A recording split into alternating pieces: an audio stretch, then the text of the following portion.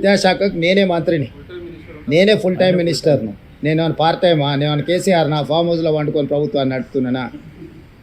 నేను ఇక్కడికి వచ్చిన 4 రోజుల నుంచి ఎన్ని శాఖల మంత్రులను కలిసినా ఏ శాఖ ఖాళీ లేదు, అన్ని శాఖలకు మంత్రులు ఉన్నారు. నా దగ్గర ఉన్న శాఖలకు నేను క్రియాశీలక మంత్రికి ఏమైనా పరీక్షలు నిర్వహించకుండా వదిలేసినామా? 10th క్లాస్ ఎగ్జామ్స్ నిర్వహించలేదా? ఇంటర్మీడియట్ ఎగ్జామ్స్ నిర్వహించలేదా? ఇంజనీరింగ్ ఎగ్జామ్స్ నిర్వహించలేదా? పరీక్షల ఫలితాలు విడుదల చేయలేదా? ఎక్కడైనా గతంలో జరిగినట్టు ఏమైనా లోపాలు జరిగినాయా? నీట్ కానీ డిఎస్సి నోటిఫికేషన్ కానీ ఏ పరీక్షలు ఆంధ్రప్రదేశ్లో ఇప్పటివరకు ఎంసెట్ రిజల్ట్లు కూడా ఇవ్వలే. మేము ఆల్రెడీ ఫలితాలు ప్రకటించేసి భవిష్యత్ కార్యాచరణ కూడా స్పష్టంగా చెప్పినాము. ఇప్పటి వరకు మీ ద్వారా సూటిగా నేను సవాల్ విసురుతున్నా.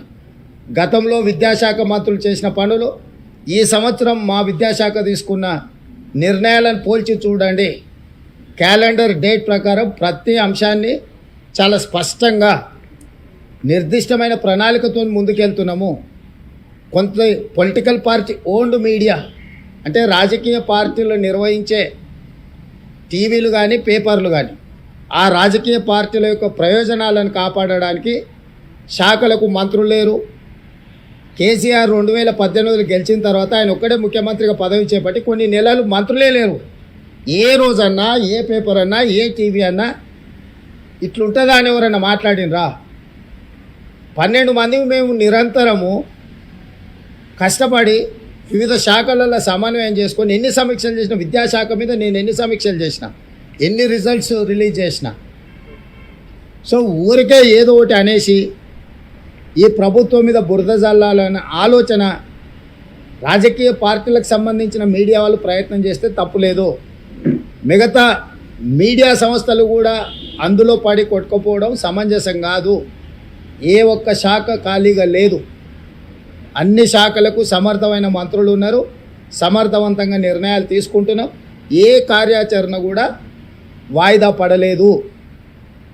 ఈరోజు మీరు ఆంధ్రప్రదేశ్తో పోలుస్తారా, కర్ణాటకతో పోలుస్తారా, ఇంకో ఏ రాష్ట్రంతో పోలుస్తారో మన రాష్ట్రంలో నిర్వహిస్తున్న శాఖలు, ఇతర రాష్ట్రాలలో నిర్వహిస్తున్న శాఖలు, మంత్రులను పోల్చి చూసి అప్పుడు మీరు చెప్పండి, ఎస్ ఈ రాష్ట్రంలో మీకంటే ముందున్నారు, మీకంటే బాగా వ్యవహరిస్తున్నారు.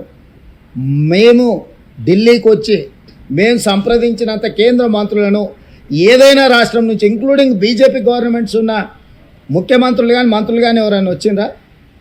ఈరోజు కేంద్రంలో కొత్త ప్రభుత్వం ఏర్పడిన మరుక్షణం నుంచి రాష్ట్రానికి రావాల్సిన నిధులు, రాష్ట్రానికి కావాల్సిన అనుమతుల కోసము నిరంతరం ఎక్కిన మెట్టు ఎక్కకుండా ప్రతి మంత్రిని కలిసి బేసజాలకు పోకుండా ఈరోజు ప్రయత్నం చేస్తున్నాం.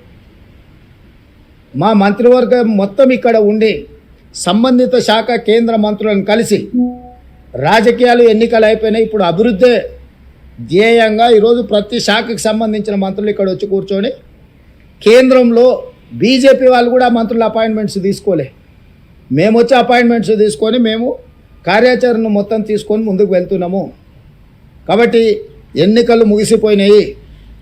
రాష్ట్రం యొక్క అభివృద్ధి, రాష్ట్రంలో మేము ఇచ్చిన 6 గ్యారంటీల సంక్షేమ పథకాలను అమలు చేయడమే మా ధ్యేయము. వాటిని ముందుకు తీసుకెళ్ళడానికి అందరి సహకారం తీసుకుంటాం, మీడియా మిత్రుల సహకారం కూడా తీసుకుంటాం. ఇప్పుడు 31,000 కోట్ల రూపాయలు దాదాపుగా ఏకకాలంలో రైతు రుణమాఫీ చేయడానికి మేము నిర్ణయం తీసుకున్నాము. ఇచ్చిన మాట ప్రకారం రాహుల్ గాంధీ గారు గ్యారంటీ ఇచ్చిందంటే 100% గ్యారంటీ అమలు జరుగుద్ది. ఆనాడు 2004లో సోనియా గాంధీ గారు కరీంనగర్లో తెలంగాణ ఇస్తాన్న గ్యారంటీ ఇచ్చింది. ఎన్ని ఒడిదుడుకులు ఎదుర్కొన్నా సోనియా గాంధీ గారు తెలంగాణ ఇచ్చిండ్రు. మే 6, 2022 రాహుల్ గాంధీ గారు రైతు రుణమాఫీ చేస్తాన్న గ్యారంటీ వరంగల్లో ఇచ్చిండు రైతు డిక్లరేషన్లో. ఈ గ్యారంటీలను అమలు చేయడానికి మేము అహర్నిశలు కష్టపడుతున్నాము, పరిపాలన దారిలో పెట్టినాము. ఎక్కడ ఎలాంటి గందరగోళ పరిస్థితులు లేవు. మా ప్రభుత్వం వచ్చినాక క్రిస్మస్ వచ్చింది, బక్రీద్ వచ్చింది, శ్రీరామనవమి వచ్చింది, హనుమాన్ జయంతి వచ్చింది, ఇతర పండుగలు వచ్చినాయి. చిన్న సంఘటన జరగకుండా, శాంతి భద్రతలకు ఎక్కడ విఘాతం కలగకుండా ప్రతి నిమిషం మేము పర్యవేక్షించుకుంటూ ఈ అన్నిటిని కూడా నిర్వహించినాము. ఎన్నికల్లో చిన్న చెదురుమదురు సంఘటన జరగకుండా తెలంగాణలో ఎన్నికల్లో నిర్వహించినాము. అదే ఆంధ్రప్రదేశ్లో 40-50 మంది అధికారులను తొలగించాల్సిన పరిస్థితి వచ్చింది. తెలంగాణలో కేంద్ర ప్రభుత్వం టీఆర్ఎస్ కూడా మా మీద ఆరోపణ చేయలేకపోయింది. ఎన్నికల నిర్వహణలో ప్రభుత్వం అధికార దుర్వినియోగం చేసిందని చిన్న స్టేట్మెంట్ అయినా మా రాజకీయ ప్రత్యర్థులైనా ఇచ్చిండ్రా? పరిపాలనను సమర్థవంతంగా నిర్వహించడం కాంగ్రెస్ పార్టీకి వెన్నతో పెట్టిన విద్య. అనుభవజ్ఞులైన మంత్రుల సహకారంతో అద్భుతమైన పరిపాలనకు సింగిల్ కేసు ఏదైనా పెట్టినామా మేము?